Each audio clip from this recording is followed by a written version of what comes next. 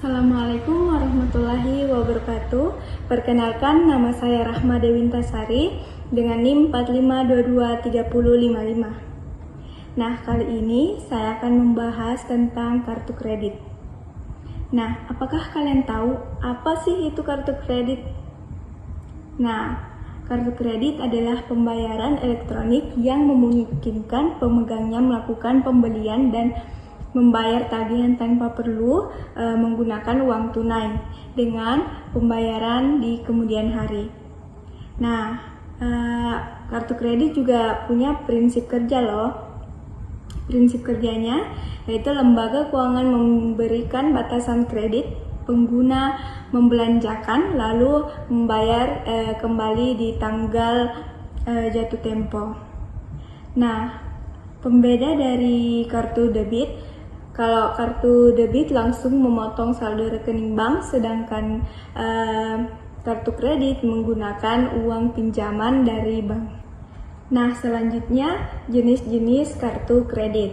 Yang pertama berdasarkan jaringan, yaitu Visa, Mastercard, GCB, American Express. Nah, selanjutnya yang kedua berdasarkan segmen. Nah, berdasarkan segmen terbagi menjadi 4. Yang pertama, reguler atau klasik. Nah, fitur dasar untuk penggunaan sehari-hari. Yang kedua, gold, platinum atau titanium. Berdasarkan kredit lebih tinggi, fitur premium. Misalnya, launch bandara dan asuransi perjalanan. Yang ketiga, corporate atau bisnis untuk kebutuhan bisnis.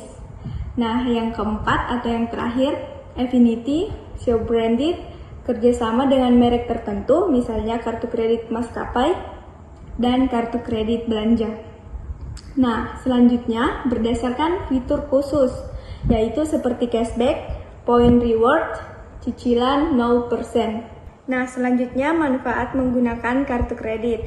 Yang pertama, kemudahan bertransaksi, di mana pembayaran cepat di mana saja, online maupun offline. Yang kedua, keamanan, tidak perlu membawa uang tunai banyak, proteksi dari penipuan.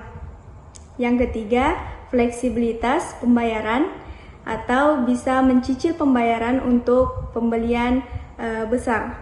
Dan yang keempat, pembangunan riwayat kredit, di mana ini sangat penting untuk pengajuan pinjaman besar di masa depan atau KPR dan KKB.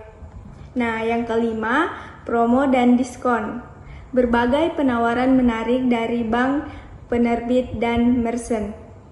Yang terakhir atau yang keenam, point rewards dan cashback. Ini mendapatkan keuntungan dari setiap transaksinya. Nah, selanjutnya, risiko dan kekurangan kartu kredit. Di mana yang pertama itu potensi utang berlebihan, yaitu godaan untuk berbelanja di luar kemampuan. Nah, selanjutnya bunga tinggi, di mana jika tidak membayar penuh di tanggal jatuh tempo, bunga akan dikenakan. Selanjutnya, biaya-biaya lain, yaitu seperti iuran tahunan, biaya keterlambatan pembayaran, biaya tarik tunai, dan biaya over limit. Nah, selanjutnya risiko penipuan, di mana ada skimming, phishing, atau perlu kewaspadaan. Nah, selanjutnya merusak riwayat kredit jika sering terlambat membayar atau gagal bayar. Nah, selanjutnya tips penggunaan kartu kredit bijak. Yang pertama, bayar penuh dan tepat waktu, yaitu di mana hindari bunga dan denda.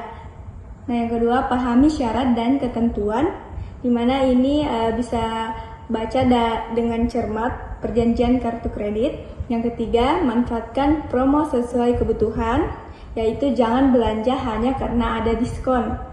Nah, yang keempat, pantau pengeluaran, di mana ini menggunakan aplikasi bank atau catat secara manual. Yang keenam, jangan tarik tunai, hindari biaya tinggi dan bunga yang langsung berlaku. Yang ketujuh, jaga kerahasiaan data, yaitu jangan bagikan nomor kartu, CVV, dan PIN. Nah, yang terakhir, laporkan kehilangan atau pencurian segera untuk mencegah penyalahgunaan. Nah, selanjutnya, membangun riwayat kredit yang baik, yaitu mulai dengan batas kredit kecil, di mana ini lebih mudah dikelola. Nah, selanjutnya gunakan secara teratur dan bayar tepat waktu. Tunjukkan kemampuan Anda mengelola utang. Nah, selanjutnya jaga rasio utang terhadap kredit, yaitu usahakan tidak menggunakan seluruh batas kredit. Nah, selanjutnya hindari membuka terlalu banyak kartu kredit. Nah, selanjutnya penggunaan kartu kredit yang bijak. Nah, di sini ada 7 tips. Yang pertama, bayar penuh dan tepat waktu, yaitu di mana prioritas utama untuk menghindari bunga dan denda. Yang kedua, pahami syarat dan ketentuan. Jangan asal tanda tangan, baca dan cermat. 3. Tetapkan anggaran. Belanja sesuai kemampuan, jangan melihat atau melebihi budget. Yang keempat, manfaatkan promo dengan cerdas. Jangan belanja hanya karena diskon, tapi sesuaikan kebutuhan. Nah, yang kelima, jangan pernah tarik tunai atau cash advance, yaitu hindari biaya dan bunga yang mencekik. Yang keenam, pantau laporan tagihan secara rutin. Pastikan tidak ada transaksi mencurigakan atau kesalahan. Nah, yang terakhir, jaga kerahasiaan data kartu. PIN, CVV, dan nomor kartu adalah rahasia pribadi Anda. Nah, selanjutnya membangun riwayat kredit yang sehat. Yang pertama, apa itu riwayat kredit? Yaitu catatan mengenai bagaimana Anda mengelola utang dan pembayaran. Nah, selanjutnya, mengapa penting? Mengapa penting? Karena mempengaruhi kemampuan Anda mendapatkan pinjaman besar atau KPR dan KKB, bahkan pekerjaan tertentu. Nah, selanjutnya cara membangunnya.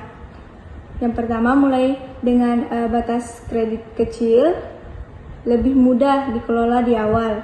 Selanjutnya, gunakan secara teratur dan bayar tepat waktu. Ini konsistensi adalah kunci. Nah, selanjutnya, jaga rasio utang terhadap kredit atau credit utilization ratio, yaitu usahakan tidak menggunakan seluruh batas kredit Anda atau idealnya di bawah 30%. Selanjutnya, diversifikasi kredit, berbagai jenis kredit atau kartu, KPR, KKB yang dikelola dengan baik. Selanjutnya, hindari pembukaan kartu terlalu banyak. Ini bisa menimbulkan keraguan bagi pemberi pinjaman. Nah, selanjutnya mengenali dan menghindari penipuan kartu kredit, yaitu modus penipuan umum, di mana ini terbagi menjadi 4. Yang pertama, phishing, yaitu upaya mencuri data melalui email atau SMS palsu. Yang kedua, skimming, yaitu pencurian data kartu melalui alat pada mesin edisi atau ATM. Selanjutnya, social engineering atau penipu berpura-pura menjadi bank atau lembaga resmi. Nah, yang terakhir, penipuan online atau melalui website palsu, iklan yang tidak masuk akal. Nah, adapun cara melindungi diri, yaitu selalu waspada, jangan mudah percaya telepon atau SMS yang mencurigakan. Selanjutnya, periksa keamanan situs web atau cari HTTPS dan ikon gembok saat belanja online. Selanjutnya, gunakan OTP 3D secure atau verifikasi tambahan untuk transaksi online. Dan selanjutnya, laporkan kehilangan atau pencurian segera, yaitu blokir kartu secepatnya. Nah, selanjutnya, pantau notifikasi transaksi, yaitu lebih tepatnya aktifkan SMS atau email notifikasi dari bank. Nah, selanjutnya, kartu kredit sebagai bagian dari perancangan keuangan,